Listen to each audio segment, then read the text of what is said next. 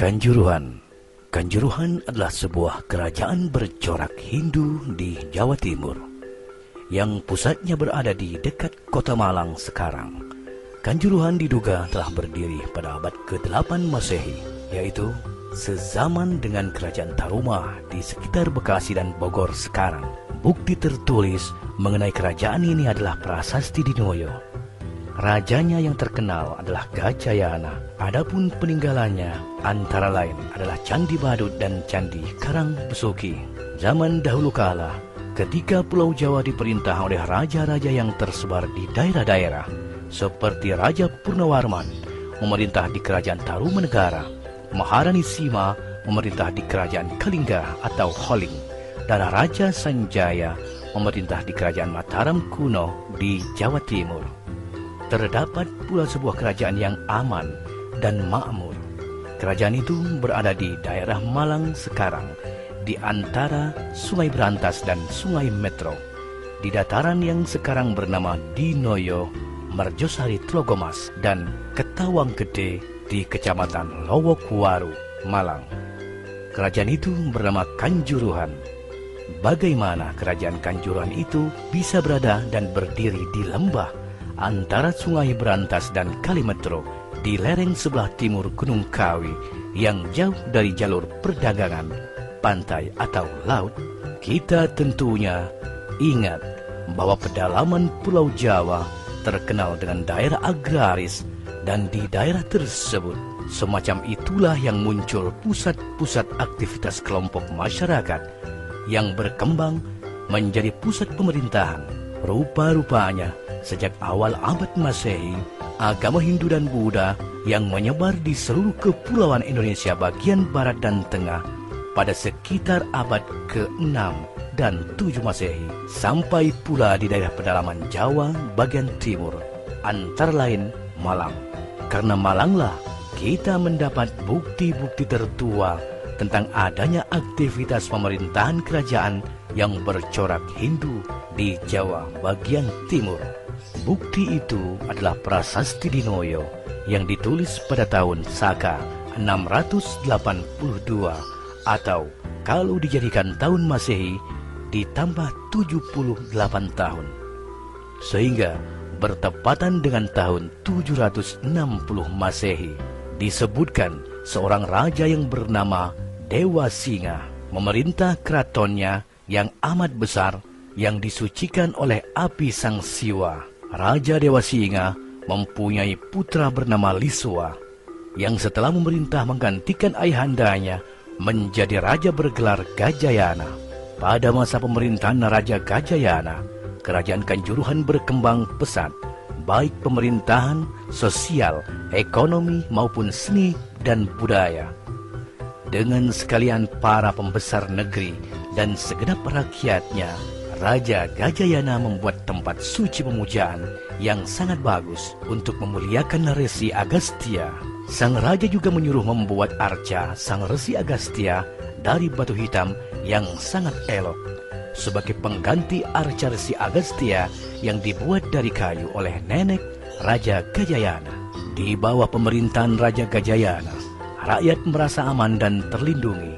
Kekuasaan kerajaan meliputi daerah lereng timur dan barat Gunung Kawi, ke utara hingga pesisir Laut Jawa. Keamanan negeri terjamin, tidak ada peperangan, jarang terjadi pencurian dan perampokan karena raja selalu bertindak tegas sesuai dengan hukum yang berlaku.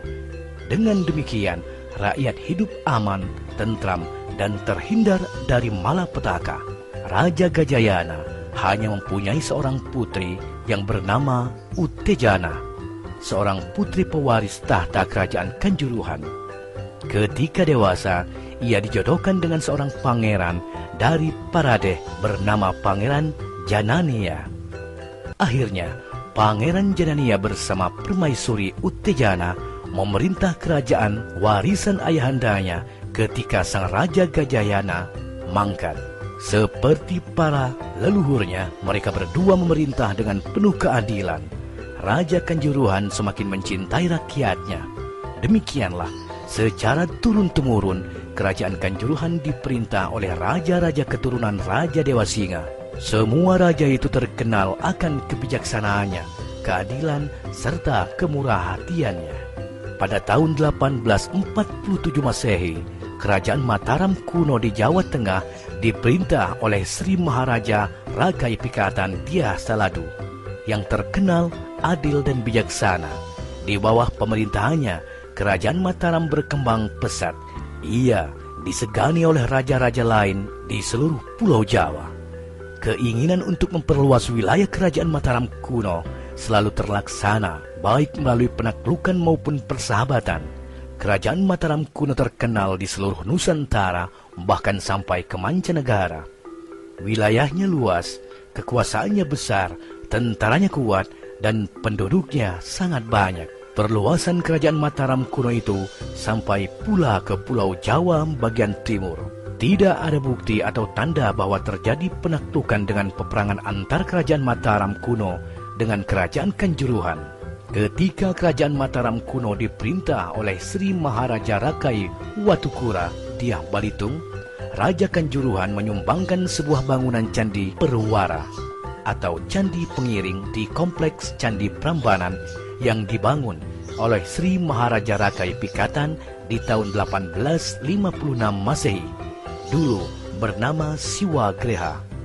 Candi pengiring atau Perwara ditempatkan pada deretan sebelah timur, tepatnya di sudut tenggara.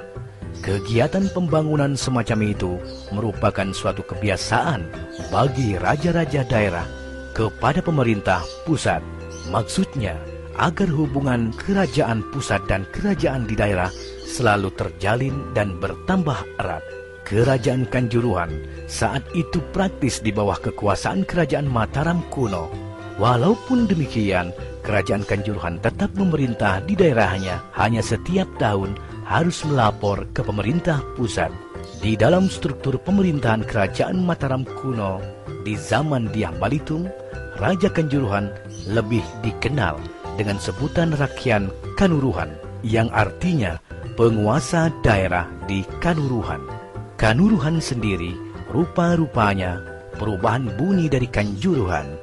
Karena sebagai raja daerah, maka kekuasaan seorang raja daerah tidak seluas ketika menjadi kerajaan yang berdiri sendiri seperti ketika didirikan oleh nenek moyangnya dulu. Kekuasaan raja daerah di Kanuruhan yang dapat diketahui waktu itu adalah daerah di lereng timur Gunung Kawi. Daerah kekuasaan rakyat Kanuruhan meliputi Watak Kanuruhan. Watak adalah suatu wilayah yang luas yang membawahi berpuluh-puluh wanua atau desa. Jadi, kemungkinan daerah Watak itu dapat ditentukan hampir sama atau setingkat dengan kabupaten saat ini. Dengan demikian, Watak Kanuruhan membawahi wanua-wanua desa-desa yang terhampar seluas lereng sebelah timur Gunung Kawi sampai lereng barat Pegunungan Tengger, Semeru, ke selatan hingga pantai selatan Pulau Jawa. Menurut sumber tertulis, prasasti yang ditemukan di sekitar Malang, nama-nama desa wanua yang berada di wilayah atau Watak Kanuruhan adalah daerah Balingawan, sekarang menjadi desa Mangliawan, Kecamatan Pakis. Daerah Turian, sekarang menjadi desa Turen, Kecamatan Turen. Daerah Tugaran, sekarang menjadi Dukuh Tegaron atau Kelurahan Lesan Pura. Daerah Kabalon, sekarang menjadi Dukuh Kabalon, Cemara Kandang. Daerah Panawijan, sekarang Kelurahan Palawijen, Kecamatan Blimbing. Daerah Bunulrejo, yang dulu bukan bernama Desa Bunulrejo pada zaman Kerajaan Kanuruhan. Daerah-daerah di sekitar Malang Barat seperti Wurandungan, sekarang menjadi Dukuh Kelandungan, Landung Sari, Karuman, Merjusari, Dinoyo, Ketawang Gede, yang di dalam beberapa prasasti disebut sebagai daerah tempat gugusan kayangan atau bangunan candi di dalam Watak Kanuruhan.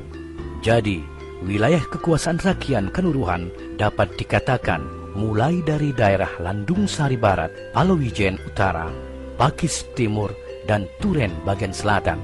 Istimewanya, selain berkuasa di daerahnya sendiri, pejabat rakyat Kanuruhan ini juga menduduki jabatan penting dalam pemerintahan Kerajaan Mataram kuno sejak zaman Raja Balitung, yaitu sebagai pejabat yang mengurusi urusan administrasi kerajaan. Begitulah sekilas tentang jabatan Rakrian Kanuruhan yang memiliki keistimewaan dalam berperan di dalam struktur pemerintahan kerajaan pusat yang tidak pernah dilakukan oleh pejabat atau rakyat yang lainnya. Dalam sejarah kerajaan Mataram kuno sampai dengan zaman kerajaan Mojopahit.